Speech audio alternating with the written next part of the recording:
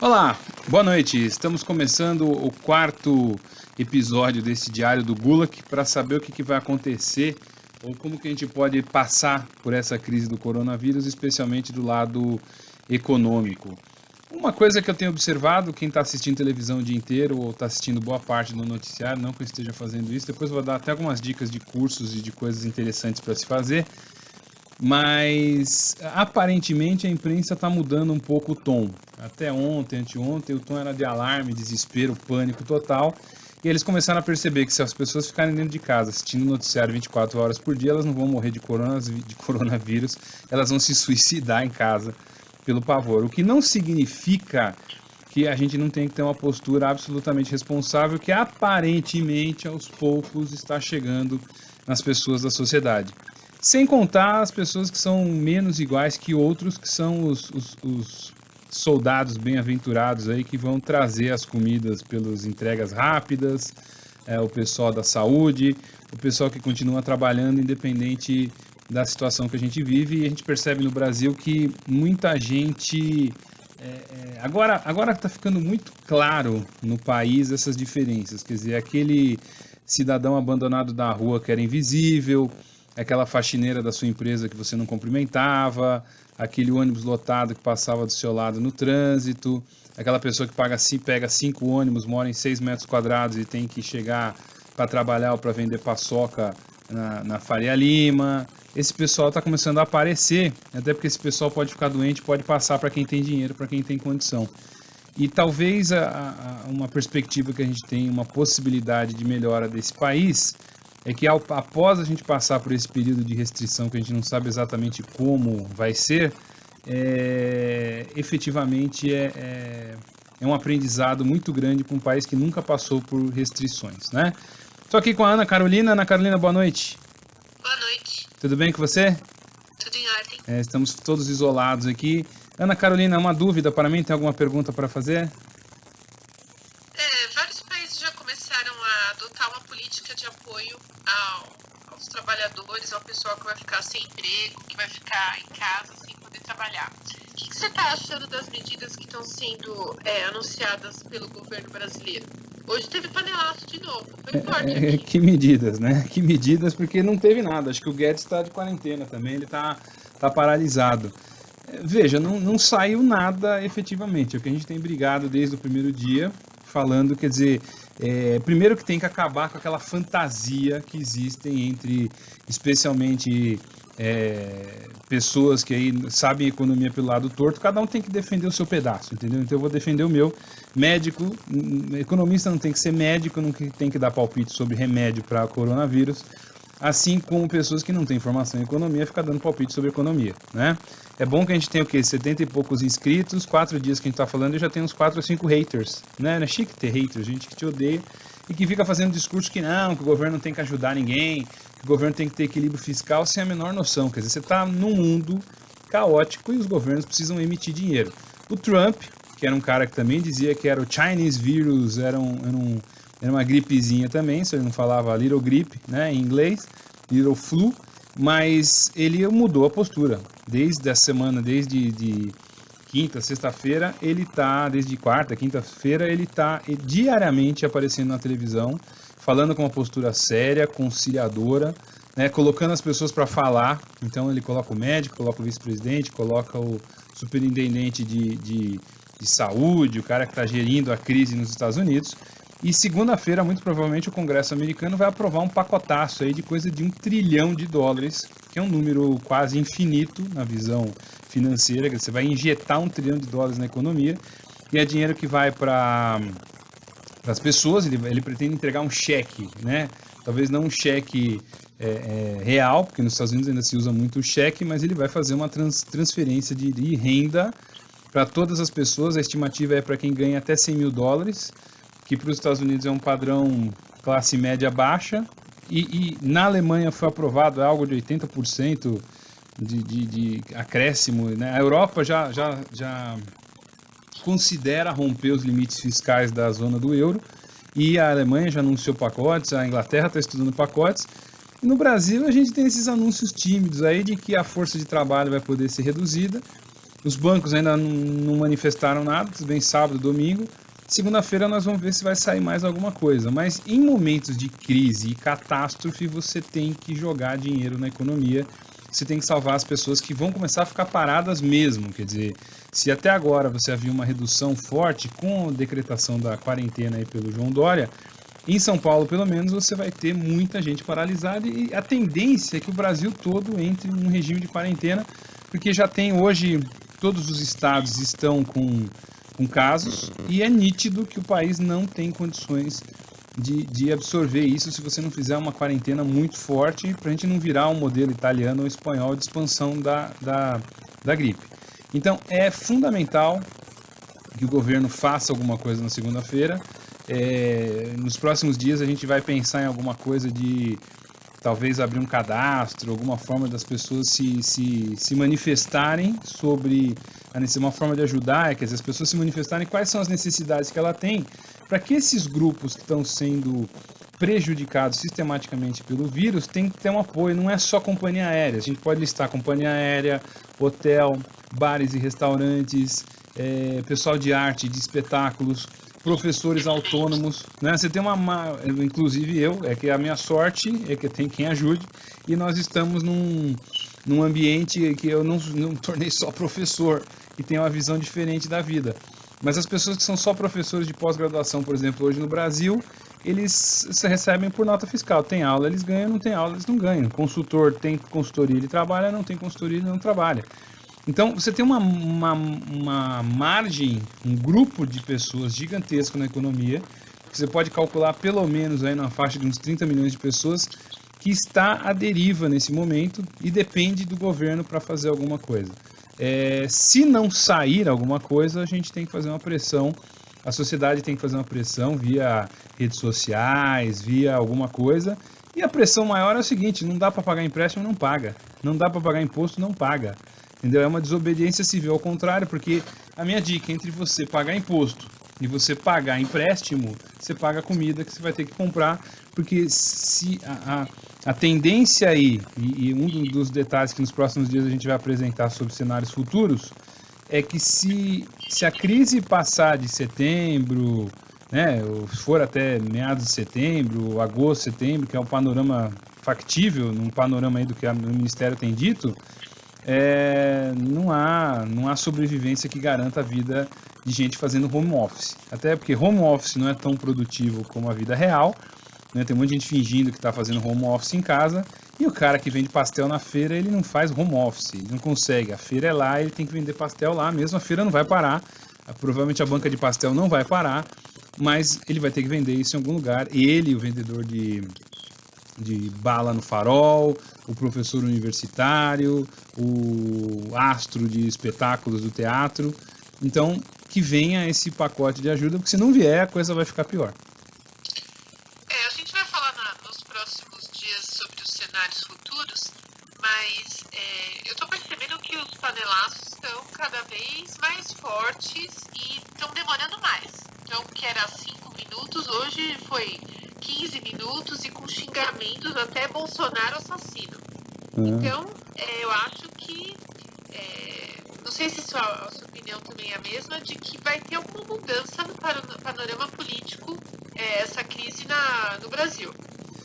Vamos lá, hoje eu fiquei chocado, quem tiver oportunidade, chocado não, mas me surpreendeu um editorial do Bandeirantes, não sei se você viu, acho que você não viu, né? A Bandeirantes chamando o ministro da Relações... de idiota, chamando o ministro das Relações Exteriores de idiota. Fato que ele é um idiota, tem aí um blog dele, aí um blog antigo que ele desativou, e ele é um completo idiota, desculpe o mau jeito, né? E vai falar, Norato é petista, companheiro, né? Não sou petista, é que quando as pessoas são idiotas, a gente tem que dar, principalmente idiotas em posições de comando, que ganha seus 35 mil reais para ficar falando abobrinha, efetivamente são idiotas. E o governo brasileiro tem um conjunto de idiotas, assim como aparentemente tem um conjunto de pessoas bastante sérias ou com uma abordagem séria. Talvez se você pegar o ministro da Saúde, quem sou eu para criticá-lo? Né? Ele talvez não seja o melhor ministro da Saúde, mas ele tem demonstrado um esforço, uma coordenação, um trabalho, uma dedicação, um bom senso gigantesco. Ele tem conseguido... E uma preocupação, né? Preocupação. Quando o Bolsonaro vira ontem lá na entrevista e diz que a facada não me derrubou, tá ok, uma gripezinha também não vai, o ministro tinha que ter virado para ele e falado assim, ô presidente, não é bem assim, né? Agora, vai contrariar o chefe, fica meio complicado. O problema é que o Bolsonaro fez festa de aniversário hoje, 65 anos, estava abraçado com a família, quer dizer, não tem senso de nada do ponto de vista dessa situação. E o que a gente começa a observar, que tem políticos inteligentes, que nem você pega o Dória, você pode não gostar do Dória, mas ele é um cara safo, um cara inteligente. Ele tá lá fazendo discurso, ele fez um discurso estilo Angela Merkel hoje, um discurso do chamamento aos brasileiros de São Paulo, para que a gente consiga passar por isso, uma elegância, um estilo que só o jacaré da Lacoste proporciona às pessoas que usam essa roupa. Então é a elegância triunfal de um homem de classe, que ele fez o discurso hoje. Agora, esse discurso que ele fez hoje é para contrapor ao Bolsonaro, que me parece que continua no mundo da lua. E se a crise se intensificar, como é o que vai acontecer do ponto de vista econômico, do ponto de vista sanitário, porque, veja, a gente ainda não está visualizando uma situação, quer dizer, quando você fala que vai montar hospital de campanha no Pacaembu e no AMB, alguém já se pensou internado no Pacaembu ou no AMB? Né? Se imagine você internado, entubado no AMB, né? Então é uma situação de guerra. E a hora que isso começar a aparecer, vai ficar nítido quem lidera e quem não lidera, quem faz e quem não faz. E o Bolsonaro com essa política de mundo da lua, né, a prática que o pessoal está colocando agora, deixa ele de escanteio que ele não atrapalha. Mas ele tem potencial de atrapalhar bastante.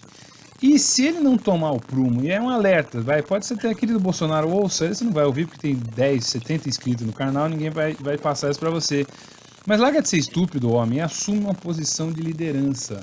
Assume uma posição de estadista, que é o que precisa nesse momento, entendeu? Do chefe, você não gosta tanto de militares, do chefe supremo das forças militares que está conduzindo a nação ante uma guerra. É isso que precisa de um indivíduo estúpido como você.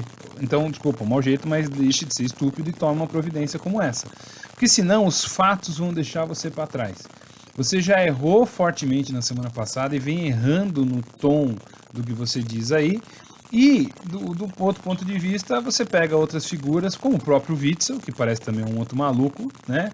Só que o Witzel está com uma postura de preocupação, de defesa da situação do estado dele, que me parece, né? O governador de Minas Gerais também, apesar de ele ter dito na CNN, você viu essa, não? Que ele perguntava para ele, governador, o senhor está ouvindo? Ele falou, eu ouvo. É muito bem, é o novo mineirês, né? Então, tirando assim a desqualificação, talvez ele falou, eu ouvo porque eu sou do Partido Novo. Horrível essa, né? Eu ouvo a Jovem Pan. Eu ouvo então, mas ele falou que ele tá ouvindo a CNN, que também não ajuda, né? Quer dizer, o pessoal tá lá lavando a água, né? O Chile e não pertence à América do Sul, quer dizer... Eu sei que o nervosismo é grande, mas antes de falar abobrinha, pensa, né? E o pessoal não pensa tudo bem ao vivo, essas coisas ajudam a atrapalhar. Mas o fato que além desse rolo todo, é assim, ou o Bolsonaro se cuida, ou ele vai ficar pelo caminho. E veja, eventos como esse mudam a sociedade. Eventos como esse mudam a forma como a gente encara as coisas. E se Deus quiser, né? Acreditando em Deus, porque a gente começa a apelar para Deus nesses momentos, nós vamos ter um renascimento aí, primeiro das pessoas notarem a pobreza que a gente tem nesse país. E parar de tolerar uma coisa que você sempre fala, gente jogada na rua, gente emporcalhada, viciada na rua. Isso não dá para continuar desse jeito num país como esse. Né? Não vai dar mais para tolerar sujeira, corrupção, não dá mais para tolerar esse pessoal ganhando salários nababescos, né, acomodados, né, vivendo essa vida boa. Quer dizer, todo o funcionalismo público agora vai passar muito bem. Não tenho nada contra o funcionalismo público. Mas e o resto da população que não tem acesso às coisas? Então, ou a gente entra num novo quadro, numa nova visão de que precisa de uma sociedade mais igualitária. E aí não é só nós, é o mundo. É o mundo inteiro que vai precisar começar a olhar para esse mundo da pobreza, da miséria com outro olhar. Porque senão outras epidemias, né, isso em estatística a gente fala, é um evento mutuamente exclusivo.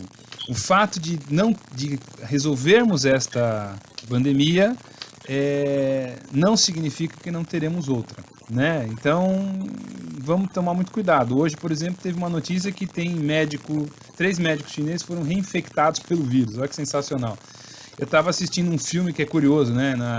Na Netflix, a gente não tem mais o que assistir. Eu fui me distrair ontem E aí qual que é um filme top 8 da Netflix? É o Epidemia, com o Dustin Hoffman. Eu nunca tinha assistido esse filme, falei, vou me distrair um pouco assistindo uma coisa diferente. E assisti não, é um Ebola Turbo, porque é um Ebola com gripe. Eu não tinha assistido o filme, é bom o filme. Tá? A gente fica tranquilo, porque fala esse Covid aí é tranquilo. É suave, não tem nada demais. Covid é tranquilão. Esse aí é um cruzamento do Ebola com a gripe, o negócio dá uma turbinada lá, mas sorte que tem o Dustin Hoffman, que é um grande homem, e ele consegue resolver o problema do... Eu não acabei de assistir, porque começou a me dar pânico, eu fui dormir. Mas falta ver, certamente ele vai salvar a mocinha, que é René Russo. O Kevin Spacey participa do filme e morre derretido lá. Quer dizer, também o Kevin Spacey merece morrer, né? Assim que o pessoal pensa hoje. Então, nesse universo, ou o Bolsonaro se apruma e assume uma posição de liderança, ou ele vai ter sérias dificuldades para continuar à frente de tudo. Porque as pessoas estão ficando com o saco cheio, e o saco cheio não é dele. O saco cheio é de você ter Lula falando abobrinha uns anos atrás, mas a economia crescia. É a Dilma falando abobrinha e jogando a economia pro buraco. É o Temer se escondendo nos porões lá do Jaburu. Aí entra esse Jaburu que é o Bolsonaro. Quer dizer, são anos de desgoverno, entendeu? Anos de falta de investimento. Né? Agora o pessoal tem lembrado muito aquela frase do Ronaldinho e do Lula, né? Para a gente sediar a Copa do Mundo. Ele falou, Brasil, para sediar a Copa do Mundo a gente não precisa de hospital, a gente precisa de estádio. Né? Então agora vamos encher os estádios de cama para poder suprir a demanda reprimida que a gente tem. Ou a gente se apruma como país, ou a gente afunda de uma vez. Na construção dos cenários futuros, nós vamos começar a observar que talvez o cenário positivo seja bem positivo para quem passar por essa encrenca toda. Ana? Ótimo. Mais alguma pergunta? Não, vou deixar para amanhã. Tem alguma dica de livro, filme, coisa que você assistiu esses dias? Não, os cursos da Casa do Saber. Boa, então, Casa do Saber. Online estão grátis. Então, a Casa do Saber, que é um lugar muito interessante, tem professores muito bacanas, apesar de eles não terem convidado a gente ainda para dar aula lá. É um pessoal bacana que faz alguns cursos interessantes. E um dos que ela assistiu foi sobre a história do Coringa, um professor da Faculdade de Psiquiatria, né, de Psicologia da USP. Depois eu posso colocar a referência, contando aí, eu tô no meio ainda, você já assistiu tudo, né? Não, falta uma aula. Então é muito bom, assim, uma visão interessante de um filme que acho que chocou todo mundo o ano passado e vale a pena indicar pro Bolsonaro também assistir esse filme, porque se a pandemia desandar, vira Coringa no final do filme. Pode ficar tranquilo que isso aqui vai para aquele lugar. E eu vou deixar 2 dicas de vídeos que eu estou seguindo aqui para fazer meus exercícios matinais. Aulas de dança com James Brown e com Michael Jackson. Então, boa noite a todos. Amanhã a gente volta. Hoje mais leve, porque é sábado. Amanhã é domingo, mais leve ainda. Tem um padre que está confessando o pessoal do estacionamento. Ele está copiando um parque americano. Em Brasília, você vai lá de carro, para no estacionamento, se confessa para ele, ele jogar água benta, que acho que é o problema. Ele só benze e aí você segue em frente já com a consciência mais leve, pronto para se preparar contra o coronavírus. Boa noite, Ana Carolina, mais alguma coisa? Nada. Boa noite, até amanhã. Boogaloo is probably one of the hardest dances in the world. I used to get dizzy doing it. And I'll go right straight through the dances and give you a variation. It'll blow your mind. I used to do a little tap dancing too. The Boogaloo.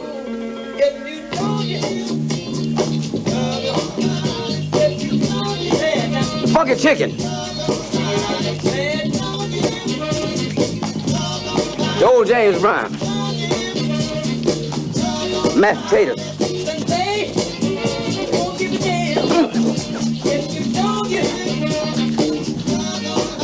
And camel walk. I did this in the Tammy show. Also robot.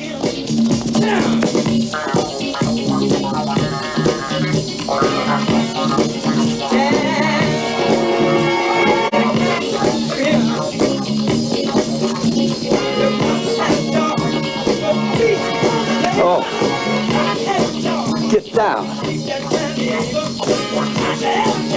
Soul Train.